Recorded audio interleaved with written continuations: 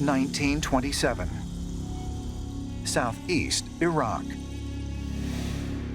During advanced excavations at the ancient Mesopotamian city of Ur, British archaeologist Leonard Woolley discovers the remains of Queen Pu-Abi.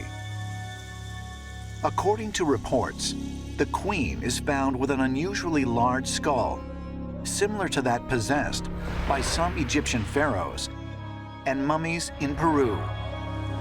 For many ancient astronaut theorists, the queen's skull provides further evidence of mankind's extraterrestrial origins. The description of the queen was highly unusual. A head that was huge. She was not a normal human. She may not have been full Anunnaki. She could have been a hybrid. There is an effort underway to try to get genetic analysis of the bones.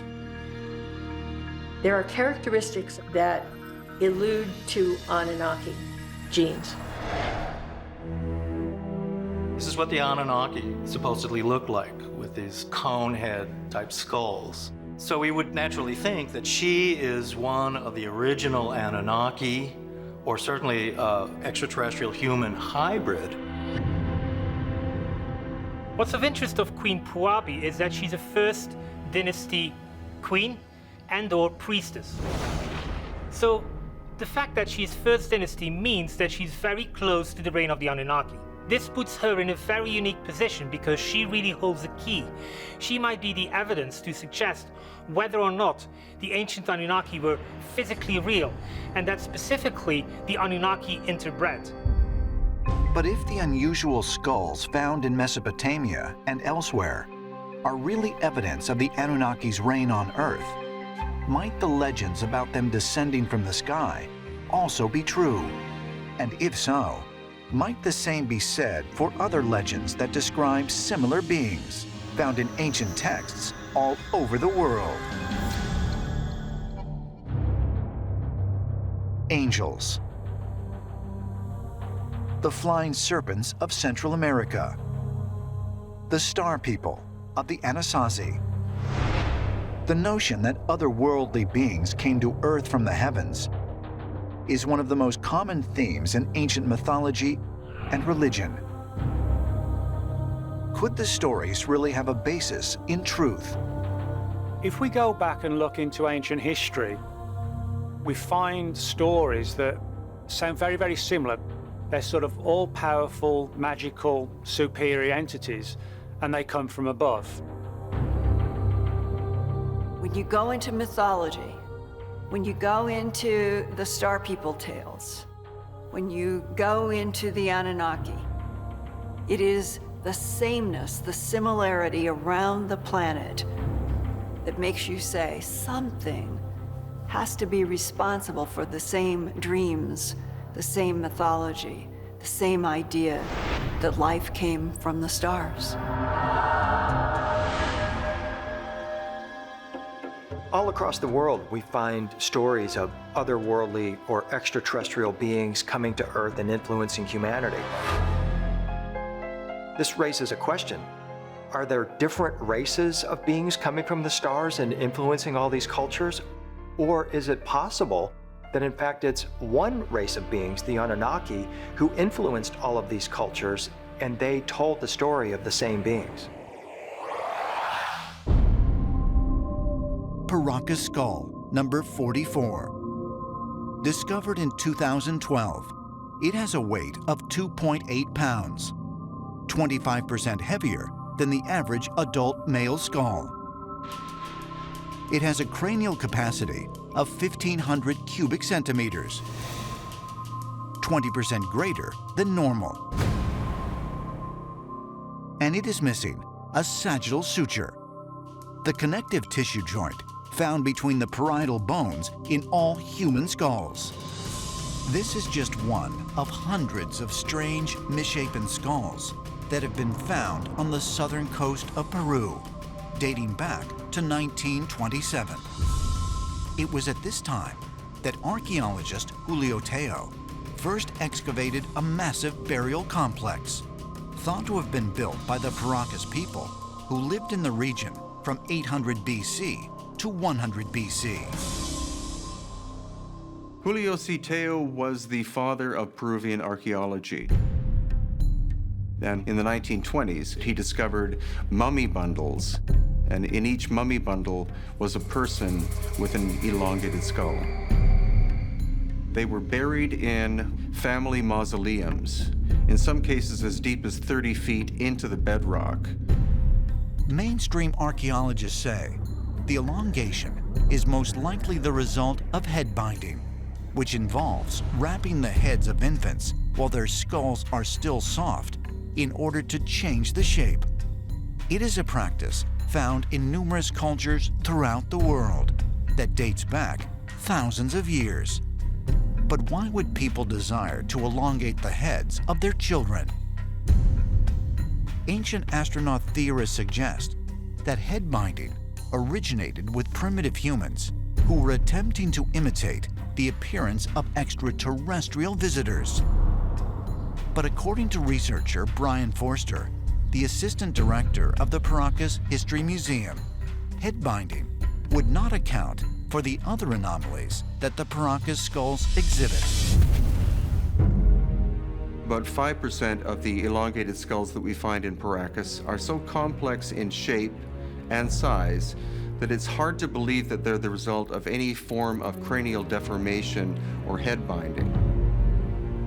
Not only are they elongated vertically, but also the eye sockets are much larger than normal. There are 2 holes in the back of the skull, called foramen, through which blood and nerve flow occurred, and also their jaws were very robust. Among the largest of them, we find skulls 60% heavier than normal human skulls, and a brain capacity that is 2.5 times larger than the normal human brain. But if these elongated skulls were not the result of the ancient practice of head binding, then just who or what were these mysterious beings? In 2014, DNA testing was performed on Paracas skull number 44, which rendered surprising results. Some initial DNA testing has been done, and the results, according to the geneticist, are quite startling. There were certain segments of the DNA that didn't match anything known to be human. What it suggests to me is that Paracas could very well have been an ancient bloodline related to Homo sapiens, but not specifically Homo sapiens itself. When you look at this kind of archaeological evidence, you're seeing concrete, tangible, DNA testable proof that extraterrestrials walked on Earth right among us. Personally, I think it is quite possible that what we have there are remnants of the so-called teachers that visited mankind in the remote past. December 12, 2012, Miami, Florida.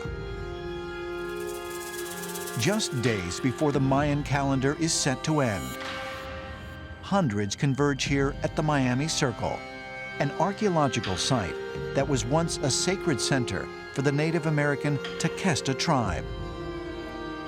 They are gathered to witness a native ritual involving an ancient relic known as the Crystal Skull.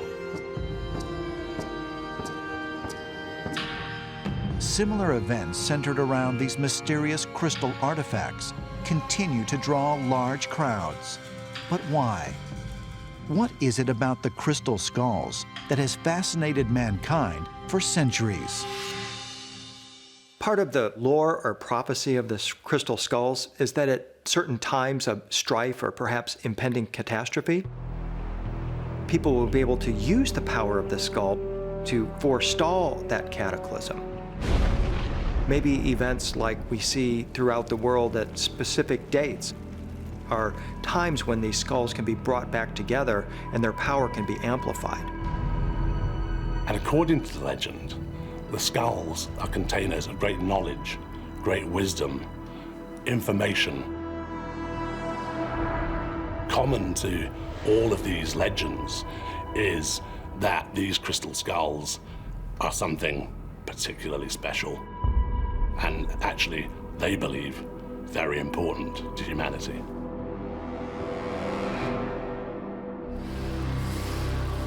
Although there have been literally hundreds of crystal skulls found throughout the world, according to legend, there are only 13 which are believed to possess an awesome mystical power. The crystal skulls have become so famous that the field has been flooded with dozens of modern skulls. And on a number of occasions, people who have possessed these skulls are trying to pretend as if their skull is ancient. And this, of course, is very difficult because at the same time, we have the skeptics, the scientists, who basically say it is all fake. And so as a result of which, we're really confronted with a mixture of crystal skulls and a very difficult situation. According to crystal skulls enthusiasts, as many as 12 of the 13 authentic skulls have been discovered and are in private collections. But where did these so-called authentic skulls come from, and how were they discovered? In the late 19th century, museums in London and Paris displayed crystal skulls as genuine Mesoamerican religious relics. But today, mainstream scientists argue they are all modern creations. They also insist that any analysis of the skulls is incomplete, as quartz crystal cannot be carbon dated. Quartz has no carbon. Quartz actually has no radioactive elements in it. It's pretty much pure silicon. So the quartz itself has no real signature that can be used to do dating. Even getting within 1,000 years or 10,000 years, it gets almost impossible to actually date it. Authenticity is something difficult to determine. When they've been analyzed using modern scientific techniques, in some cases there are suggestions that modern tools were being used. Other people have suggested, however, they were using very sophisticated tools back in ancient times. Some people believe that because there are tool markings on the teeth of some of the crystal skulls, that therefore they are relatively modern fakes. However, there are others who point out that actually the ancient Maya had wheel carving technologies. But to jump to the conclusion that simply because there are tool marks that somehow this means it is a 19th century fake is simply unscientific.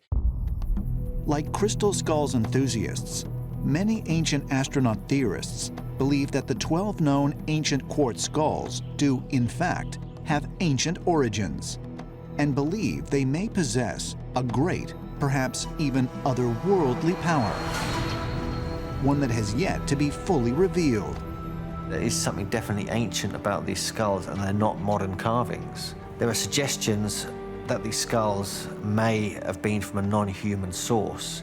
The evidence for this is scarce, but the mythologies and the legends do suggest they were known about in prehistoric times, and they were revered. Several Native American tribes have similar stories about ancient crystal skulls that were said to have been left behind by the earliest ancestors way back in the mists of time. Some believe that these are ancient artifacts left behind by extraterrestrials, or that they were remnants left over from the lost civilizations. Tokyo, Japan, 2012. The engineering and electronics company Hitachi reveals a revolutionary data storage device, a quartz glass chip, which will preserve encoded information for millions of years. Hitachi announced some very exciting breakthroughs in etching data into actual quartz crystal type materials. And so by figuring out a way to burn little holes in the quartz using high-powered lasers, you've now created your ones and zeros. And they were actually doing it at a scale where you can just look at it with a microscope and see the ones and zeros and read it That chip, if intact, can be read 1,000,000 years from now. But that also takes into question, how do you read the chip? Because you need to have the device with which to actually access the information. And that is the problem we are experiencing with the crystal skulls if they contain knowledge. We don't know where the on button is. I would not exclude that in a crystal skull there is a message, because we can make the most modern little chips out of crystals. So I really suggest it has to do something with extraterrestrials. Maybe there is information in the crystal skull, but we have not the technology to reach this information. This is a question of the future.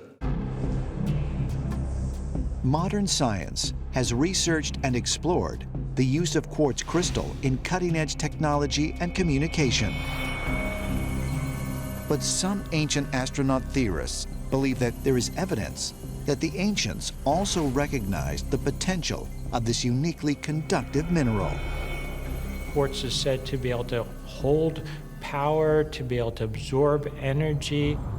It's been suggested that maybe the ancients used quartz to somehow hoard things in some way that we don't quite understand, or possibly not to record so much, but to tap into other realms, or to be able to use as communication devices. Certain types of receivers, crystal radios, television sets, other types of communication, and even power for spaceships can be done through quartz crystals. NASA even does special experiments in space where they want to grow perfect quartz crystals. So the idea of quartz crystal technology being used by extraterrestrials as kind of high-tech technology makes a lot of sense. What we know as a fact is that crystal is able to store information. So what we need to ask ourselves is whether crystal skulls were made out of crystal because our ancestors wanted to put information in them. Well, we might not have a means of extracting it. I think we really require it for ourselves to try and make an effort to see what kind of information might be present within these crystal skulls. When we hear these stories about having to bring together all those crystal skulls, where does this premise come from, this idea that they have to come together and then something important happens? Well, could it be that each crystal skull might be some type of a computer chip, and that they belong to some motherboard of some extraterrestrial computer, and that the only way it works if all those skulls come together